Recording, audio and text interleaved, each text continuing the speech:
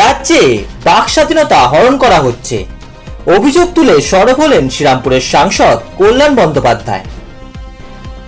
আজ ৮০তম স্বাধীনতা দিবস।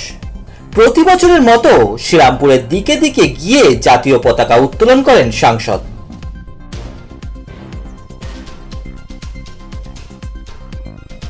এদিন তিনি বলেন, শুধু রাজ্যে নয়, শ্রীরামপুরেও বাক স্বাধীনতা হরণ করা হচ্ছে। এমনকি এ বিষয়ে তিনি শ্রীরামপুরের বিধায়ককেও তুলোধনা করেন। তিনি বলেন, এখানে বাক স্বাধীনতা হরণ করা হচ্ছে, পুলিশি রাজ চলছে, থ্রেট করা হচ্ছে।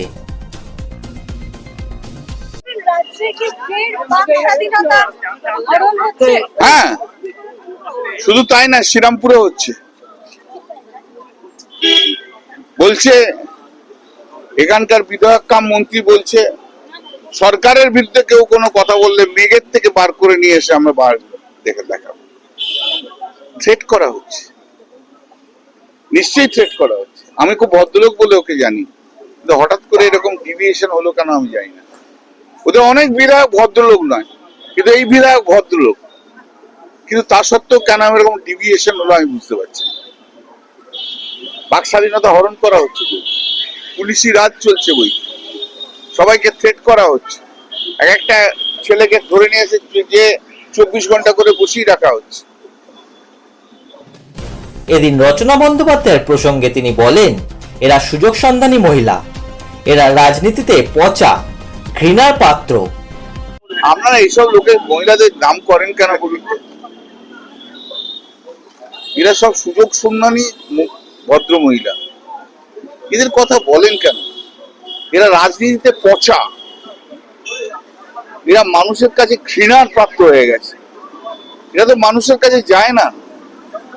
এই 20 জনকে আর 60 জনকে মানুষ কিভাবে ঘৃণা করছে জানেন? এদিন অনন্ত মহারাজের নেতাজিকে নিয়ে মন্তব্যের পরিপ্রেক্ষিতে সাংসদ বলেন, নেতাজিকে সঠিকভাবে সম্মান জানাতে হলে অনন্ত মহারাজকে অ্যারেস্ট করতে হবে। অ্যারেস্ট করলেন না কেন? অ্যারেস্ট করলো না কেন?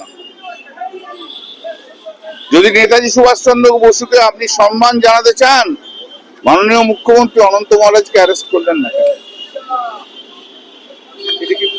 এটাকে একটা শুধু লোক দেখানো, সাহস নেই, ওর চাকরি চলে যাবে মুখ্যমন্ত্রী।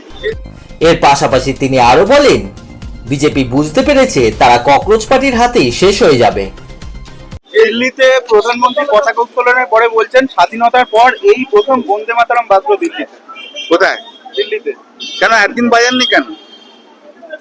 2014 থেকে তো উনি রয়েছেন, একদিন করেননি কেন? উনি তো সব, তাহলে ওনার ব্যর্থতা সেটা। যেটা বললেন ককরোচ পার্টি, বিজেপি বলছে ককরোচ পার্টি ব্যান করা উচিত। এটা বিজেপি বুঝে গেছে এই ককরোচ পার্টির হাতেই ওরা শেষ হয়ে যাবে।